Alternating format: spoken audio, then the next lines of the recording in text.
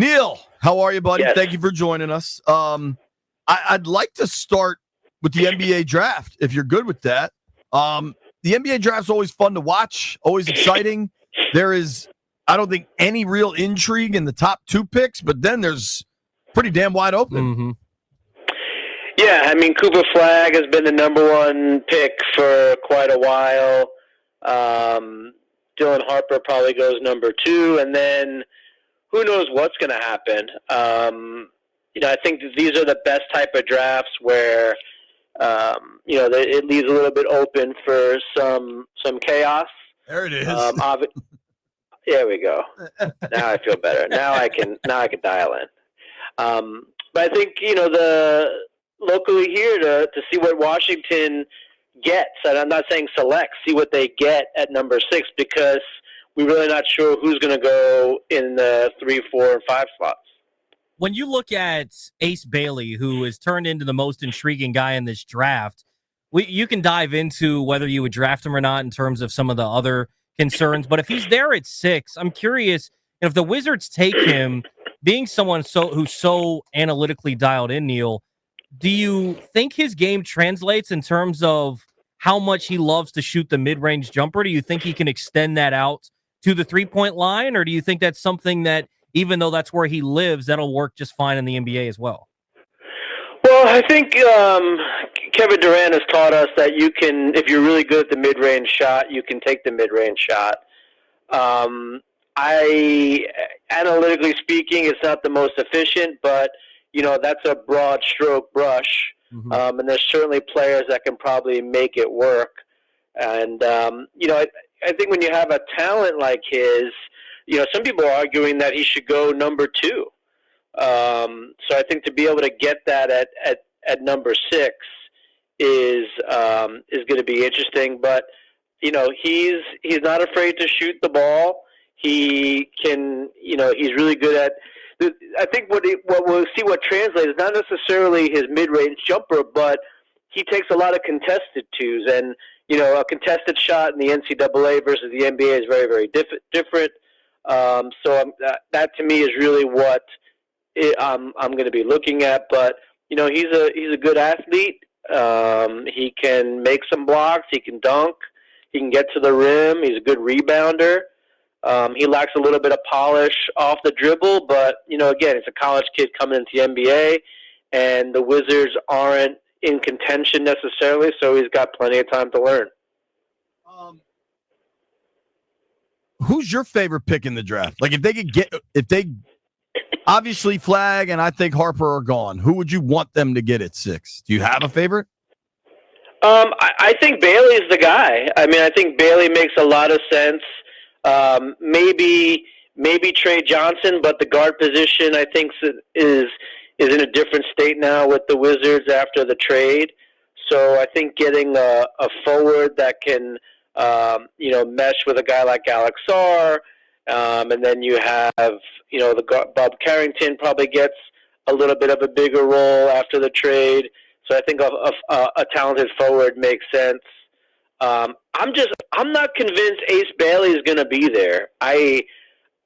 There's just too much smoke everywhere. Like he's not taking workouts, and there's just so much off the court negative talk about Ace Bailey.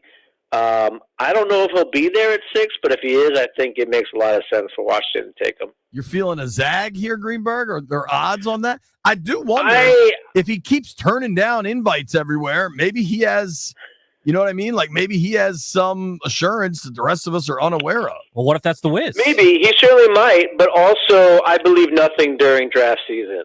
I don't believe anything is as what it seems. I think there's a lot of money on the table, and what you're doing, if you are saying the teams 2, 3, and 4, and 5, or 3, 4, and 5, don't draft me, you are leaving first contract money on the table in hopes that you can really make an impact, and the second contract becomes bigger. I think that's a big risk, especially with a team like Washington. So I'm not convinced. I'm not saying that he's not going to Washington. I'm just saying that I don't believe anything during draft season in any sport. It's all smoke screen. No one has any incentive to say exactly what they're going to do. It just seems to be a lot of stuff around Ace Bailey at this time of year. What do you make of the Duke guys outside of Cooper Flagg? If Ace Bailey's gone and they have the chance at potentially Con Knipple, who JP really likes, or Kaman Maluwach, who I really like as a potential double big to help out with Alex Sarr there, which of those guys do you prefer, and do you think one of those guys could end up being the pick tonight? Yeah, I think Knupel is probably where I would lean, only because you have Alex Sarr at center. Knupel is a good shooter. He can do the pick and roll. He's he's a crafty little player. I think you want young players that can make stuff happen, especially if they're going to be kind of learning the game, for lack of a better phrase, with a team that's not necessarily contending. I think that Knupel will probably be gone before 6, but I would say it'd be Bailey 1, Knupel 2nd, and then the center out of Duke would be the third choice. But man, what a front court that would be! You got a towering rim protector with some ability to switch, and then you have obviously Sarr, who was all rookie team this year. That'd be an interesting building block, but I don't think that's necessarily how you build for the NBA. I don't necessarily think that you need like a dominating front court. I think you're much better off with wings and guards and kind of building that way. But, again, the Wizards are going to have to take what they get because they're picking number 6. Talking with our friend Neil Greenberg here on the Rude Guest Hotline. Rude makes the most reliable HVAC products in the DMV. You can follow Greenberg at @ngreenberg. Read his work in the Washington Post. Greenberg, how about this? Vegas must know something. My man, I just pulled up odds for tonight to be drafted in the top 5. Con Knippel's minus 1,000. So Vegas sure as hell doesn't think he's getting to the Wiz at 6. Trey Johnson minus 330 to go top 5. And then your boy, Ace Bailey, minus 200 to go in the top 5. Yeah, so I think the Trey Johnson goes to Utah. But again, I mean, there's just too much talk around Bailey for there not to be something there. So yeah, I think that, whenever you have uncertainty in the mid-top part of the draft, obviously you're always better off taking a shot at plus money than you would be, minus. But it does also reflect kind of where the sharp money going. Now, I will say this. It doesn't take a lot to move those markets. Sure. It doesn't take a lot of money, a lot of action, because there's so much uncertainty. We've seen that in the NFL with the number 1 pick or first-round quarterback picks, et cetera. So I don't take them necessarily as gospel as I would like an NFL line on Sunday afternoon. But it's definitely showing you where the general conventional wisdom is right now. What'd you make of the Jordan Poole trade yesterday? I like it for Washington. I mean, they don't need star players. They don't need good players. They need flexibility in the cap, and they need up-and-coming players. So it makes complete sense to me. For once, they're really embracing this rebuild, and I feel like they're doing it the right way. Cap flexibility is key because you can, hopefully entice a free agent or two. Your young guys develop, and then you can start to contend. It won't take a lot for the Wizards to become contenders if they can use that money and get, free agents to come there in a year or two. They can almost instantly become playoff contenders. So I think that this is a very, very smart move and the right move for the organization. I also, much like Mitchell Parker, I pronounce myself the foremost Bub Carrington supporter in town when he was drafted. I just really like his game. I think this is the right step for Bub. Like, let Bub run the team.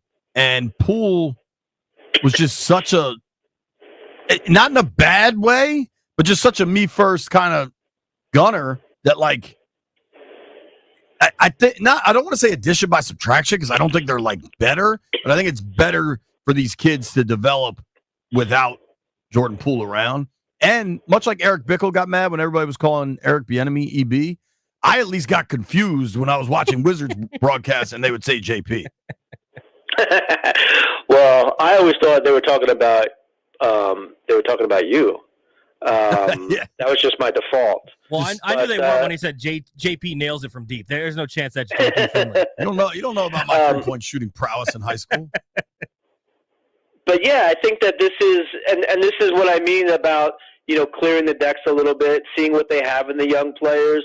This gives Bub a chance to show that he could be the playmaking complement to McCollum, who can score. And, I love having like this veteran guy being able to mentor this rookie that has shown a lot of flash and shown a bunch of upside. And this is what you want. You want to see if he's the guy, and if he's not, you got a bunch of cap space and draft picks to find the guy. So yeah, I think this is great for his development, and I really like him as a player. He's shown he can do a little bit of everything. He can score, he can dish it. He was healthy. I think all that is very important. What do you think the chances are the Wiz trade the pick tonight? Pretty low. I don't. I mean, you're still picking sixth, so I don't think there's enough talent here to move back, unless you absolutely get blown away with an offer. But I see like a team that has, 6 first-round draft picks or whatever it was, being in a better spot to move up. I certainly think if one of the teams packages 3 or 4, first-round picks this year, next year, maybe you consider it. But Washington also has the 18th pick, so it's not like they necessarily need a bevy of picks here, especially if Ace Bailey is available. If he's not available, maybe that changes the rubric a little bit. But I think if Ace Bailey is available at number 6, you make the pick. What do you make of Derek Queen as a potential pro, and where do you think he ends up landing, and what range tonight? Yeah, probably in the early double digits, maybe to Chicago. We saw him, pretty much will Maryland in the tournament with the Crab 5. So, very, very talented player. Probably could really blossom in a larger role. Can he, he's got the upside, right? And he's got the ability to score inside. He does some rebounding, etc. As long as that game translates to the NBA, I think that he could be a really good mid-first round pick for a team like Chicago, maybe Atlanta, who's probably also in the market for a big man. I think those are the 2 spots that he probably is going to land in. So you can get odds on who gets picked at number 6. Ace Bailey plus 150, Jeremiah Fears plus 210, Trey Johnson plus 350, Malawach Knipple on down. I almost wonder if that's good money on Fears at plus 210, kind of thinking he'll beat. I mean, who do we think is definitely gone early? Flag? Well, Harper? But also, does Washington take a guard? Yeah. They just did this trade to kind of give Bub a bigger role, alongside McCollum. Would they pick a guard? I'm not sure they do. I'm not sure that. I think they got to flesh out their roster and get upside everywhere. So betting on a guard in that spot makes me a little bit nervous. I think one of the Duke's big men is probably a better bet in those spots. If you like, Knipple's plus 900, Malawach plus 500. That to me is saying they think Knipple's going to be gone and Malawach. I was about to say, Knipple could be a top 4 pick. I don't know. Getting plus money on Ace Bailey to me makes a lot of sense because there is a lot of evidence that that's the direction he's trending towards. Which of the teams ahead of Washington, assuming Ace Bailey is going to get taken ahead of them, which of the teams you think does it? Do the Sixers do it after he canceled the workout? Hornets, Jazz. Charlotte. Okay. Charlotte. That would probably be my guess. But, dude, if you don't want to take a guard and the draft goes Flag, Harper, Bailey, Edgecombe, Knippel, like if those guys go top 5, then it's got to be Trey Johnson or Fears, right? Otherwise, you're looking. What's that? Malawatch. Or Malik. Yeah. I don't know. I think Trey Johnson you could maybe get away with because the whole point, I think, of Bub Carrington is they want him to be able to be on the ball more. I think Trey Johnson can work off the ball as a 2 guard. I think Fears is more ball dominant. So maybe if you draft him with Bub Carrington, that's a little more redundant of kind of you just got rid of a guy that was a ball dominant guard in Jordan Poole and you're bringing one in. But I think Trey Johnson, if he were there, would be a fine pick as well. Yeah, I think, though, that this is where Washington would start to discuss trading, right? Because at that point, if you don't have a perfect fit, then you're probably better off taking more bites at the apple, assuming that you can still stay, in the top 10, top 12 or something, or get, a high first rounder next year. I think that's when you start to look at offers. But as long as Ace Bailey's on the board, I think that's where you gravitate towards. But yeah, it should be interesting. I mean, I'm very interested to see what happens here because, as I said, Washington could be competitive in the next 2 years, and it's quite possible that the player that they draft here is a big part of it. Dude, when do they even want to be competitive?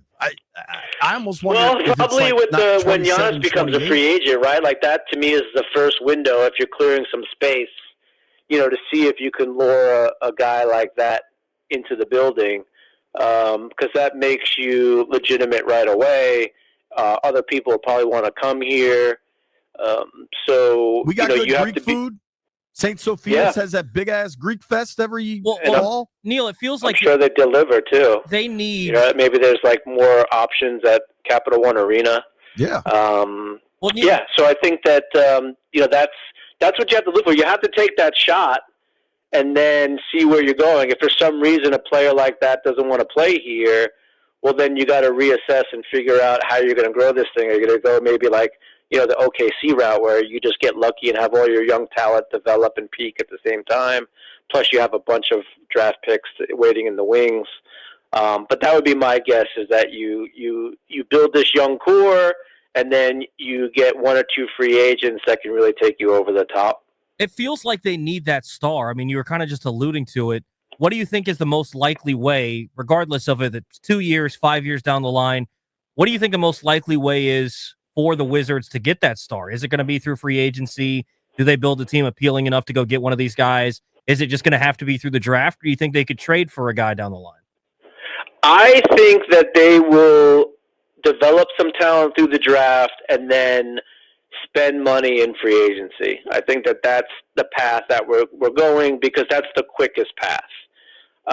If you're able to do it correctly in terms of free agents that will be worth the money and not just getting names for the sake of getting names. Well, and they got boned in the lottery. Well, yeah, that's the other thing too, right? I mean, if they would have gotten the first or even second pick here, maybe we have a different conversation. But I do think that they'll need a marquee young guy in the building to make it happen. They probably have a year, maybe 2 more to get that. But I think that that's probably the direction that we see. Young talent, and then really take a heavy swing on a free agent or 2 to take them over the top. Will you have any action tonight? No, I can't bet draft picks where I live, unfortunately. Come on over, dude. So I'll just live vicariously through you. White Brian's going to be throwing dimes all over the board. Don't worry about it. I can only bet dimes anyway, like literal dimes. Yeah, because they've shut me down. I got to introduce you to some people, Neil. There are still people in this. I don't know. Terms and conditions just popped up on the betting sites that they're going to avoid like syndicate type bets. So I'm toxic. You don't want to be anywhere near me. Toxic Neil Greenberg. That's what we call him. Thank you for the time, buddy. Appreciate it. Love you guys. Stay cool. Have a great weekend. All right. That's our guy, Neil Greenberg from the Washington Post. Check out all his work in the post. You can follow him at N Greenberg.